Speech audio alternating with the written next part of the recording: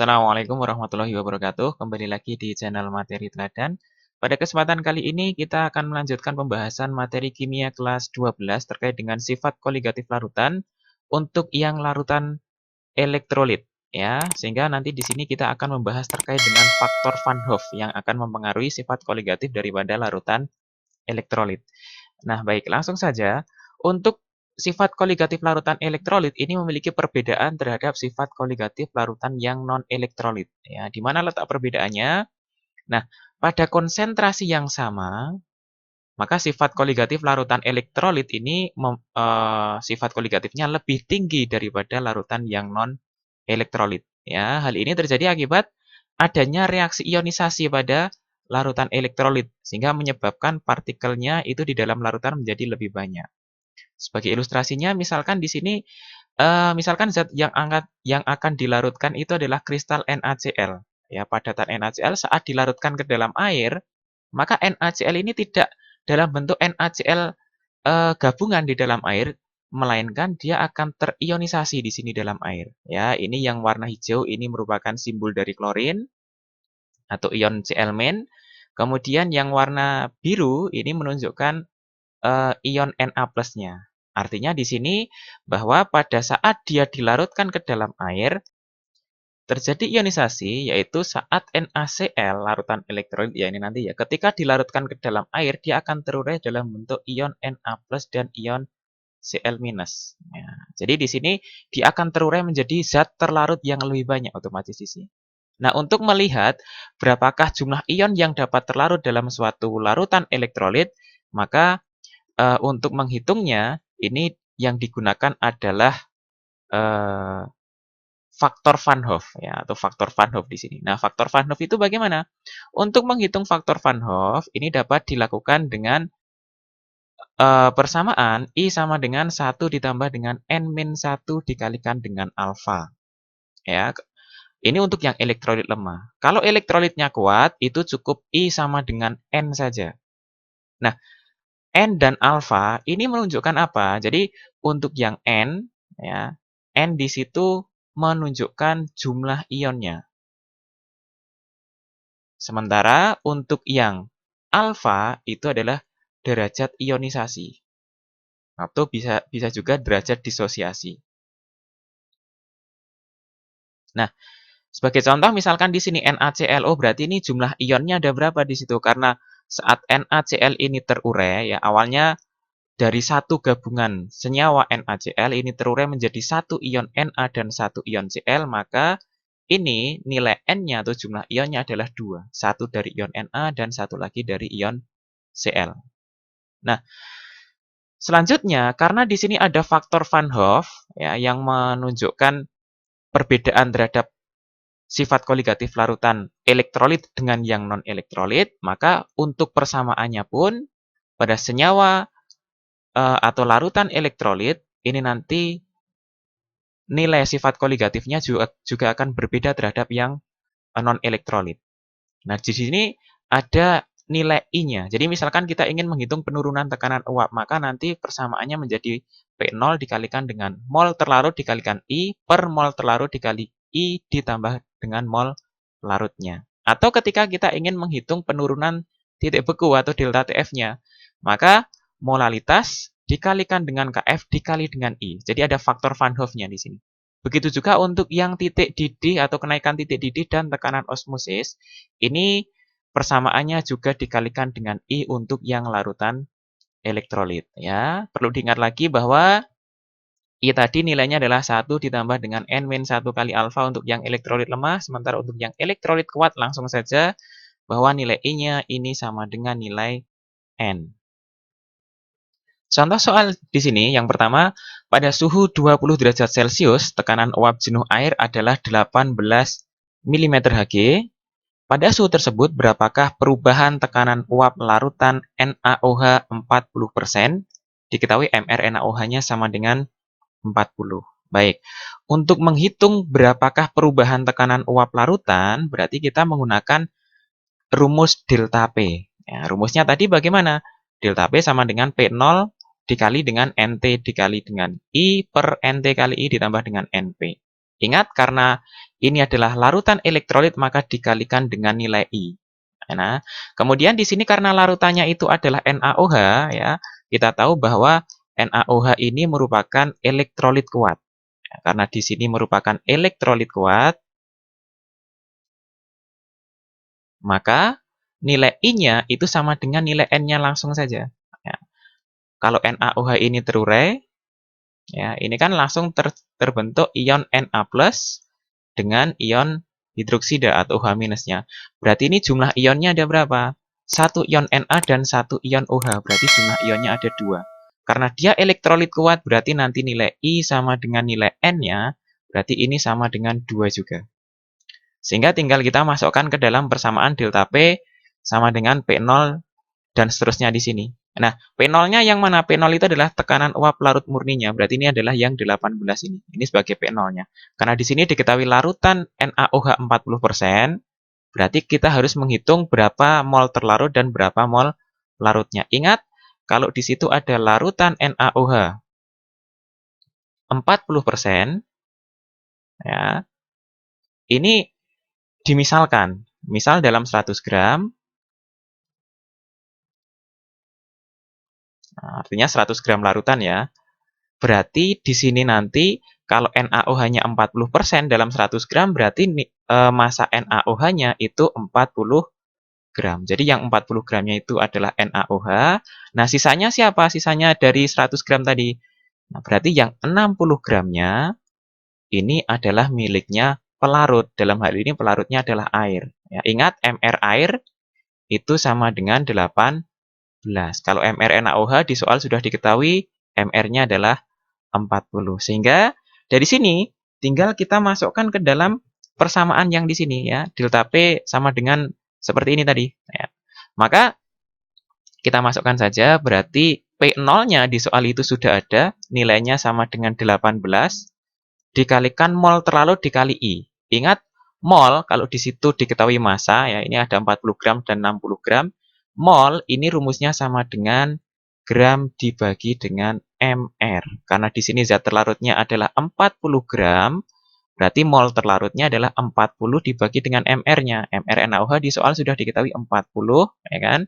Dikali dengan I-nya. I-nya tadi di sini nilainya sama dengan 2. Dibagi dengan mol terlarut dikali I lagi. Berarti nanti 40 dibagi dengan 40 dikali dengan 2 ditambah pelarutnya adalah air. Berarti air tadi di sini sudah diketahui 60 gram ya. Kemudian dibagi mR air itu adalah 18. Sehingga ini nanti sama dengan 18 dikalikan, nah ini 40 per 40 dikali 2 itu nanti nilainya adalah 2, per 2 ditambah 60 dibagi 18 itu adalah 3,3. Sehingga nanti sama dengan 18 dikalikan dengan 2 per 5,3 atau hasilnya ini sama dengan 6,79, satuannya adalah milimeter Hg. Nah, seperti ini. Nah, ini adalah penurunan titik beku, penurunan tekanan uap dari soal yang contoh nomor 1. Selanjutnya untuk sifat koligatif yang lain contohnya bagaimana? Kita masuk ke contoh yang kedua. Di sini hitunglah titik didih dan titik beku larutan 9,8 gram H2SO4 yang dilarutkan dalam 500 gram air jika diketahui H2SO4 terurai hanya 90% saja di sini. Artinya berarti di sini H2SO4-nya tidak elektrolit kuat. Artinya yang terionisasi di sini hanya 90% saja. Artinya tidak sempurna ionisasinya. Dengan Kf adalah 1,86 dan Kb-nya adalah 0,52. Oke. Kita ingat, karena ini H2SO4 itu merupakan larutan elektrolit, ya, maka nanti untuk menghitung titik didihnya, itu nanti harus menggunakan M, delta Tb-nya sama dengan M kali Kb dikali dengan nilai I-nya. Ya. Nah, kemudian untuk menghitung titik bekunya bagaimana? Ya sama, delta Tf sama dengan M kali Kf dikali dengan I juga di situ.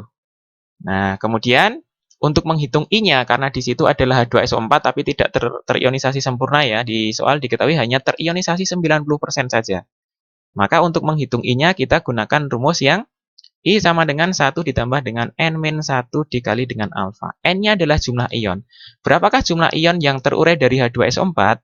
Oke, kita tuliskan dulu. Berarti karena di sini adalah H2SO4, ya kan? Ini kan kalau terurai nanti jadinya adalah 2H+ ditambah dengan SO4 2-. Sehingga jumlah ionnya ada berapa di sini? Ada 2 ion hidrogen ditambah dengan 1 ion sulfat. Sehingga total nilai N-nya itu sama dengan 3. Kalau sudah ketemu nilai N-nya sama dengan 3, kita masukkan ke persamaan untuk menghitung I di sini. Nah, di situ nilainya adalah 1 ditambah dengan N-nya. Nah, N-nya yang ini tadi sudah diperoleh 3 ya. 3-1 dikali dengan alfa. Nah, alfanya di soal sudah diketahui 90%. Ya, ionisasinya atau dia terurainya itu hanya 90%. Artinya ini alfanya kalau 90% itu sama dengan 0,9. Kita masukkan ke sini berarti ini dikalikan dengan 0,9. Sehingga ini sama dengan 1 ditambah dengan 2 kali 0,9 itu adalah 1,8 atau nilai I-nya sama dengan 2,8. Oke, ini adalah nilai I-nya. Nah, untuk menghitung delta Tb ini kan masih memerlukan nilai molalitas, ya kan? Nilai molalitas. Molalitas untuk menghitungnya kita menggunakan persamaan molalitas ya. Di satuan konsentrasi sudah kita bahas bahwa untuk menghitung molalitas ini rumusnya sama dengan gram terlarut dibagi dengan mR dikali dengan 1000 per massa pelarutnya atau gram pelarutnya. Karena di sini yang terlarut itu adalah H2SO4 dengan massa 9,8. Langsung saja kita masukkan. 9,8 dibagi mR H2SO4 sudah diketahui 98 dikali dengan 1000 per massa pelarutnya. Di sini dikatakan di soal itu adalah 500 gram air. Berarti ini sebagai gram pelarutnya. Kita masukkan ke dalam persamaan dibagi dengan 500. Sehingga ini nanti hasilnya itu sama dengan 0,2 molal. Nah, molalitas sudah ada, nilai I sudah ada. Tinggal kita hitung delta Tb-nya. Oke. Sehingga dari sini untuk menghitung delta Tb sama dengan molalitasnya. Sudah kita hitung, hasilnya adalah 0,2. Kb-nya di soal sudah ada yaitu 0,52. Ya kan? Dikali dengan 0,52. Kemudian nilai I-nya, nah ini sudah kita peroleh, nilainya adalah 2,8. Sehingga untuk delta Tb-nya itu hasil akhirnya adalah 0,2912 derajat Celcius. Ini baru delta Tb-nya, padahal di soal yang ditanyakan adalah titik didih. Berarti untuk konversi dari delta Tb menjadi Tb, itu menggunakan persamaan bahwa Tb larutan, ya ini sama dengan Tb0 ditambah dengan delta Tb. Ingat, titik didih air itu sama dengan 100 derajat Celcius ditambah delta Tb-nya adalah 0,2912. Sehingga nilai Tb-nya atau titik didih larutannya adalah 100,2912 derajat Celcius. Nah, ini adalah titik didih larutan yang dimaksud. Kemudian yang kedua yang ditanyakan adalah berapakah titik bekunya. Berarti kita harus menggunakan persamaan delta Tf ini tadi. Sama, tinggal kita masukkan aja data yang sudah ada. Berarti di situ sama dengan molalitasnya itu adalah 0,2. Kf-nya di soal sudah ada 1,86. Kemudian nilai I-nya itu adalah 2,8. Ya. Sehingga hasil akhirnya itu adalah 1,0416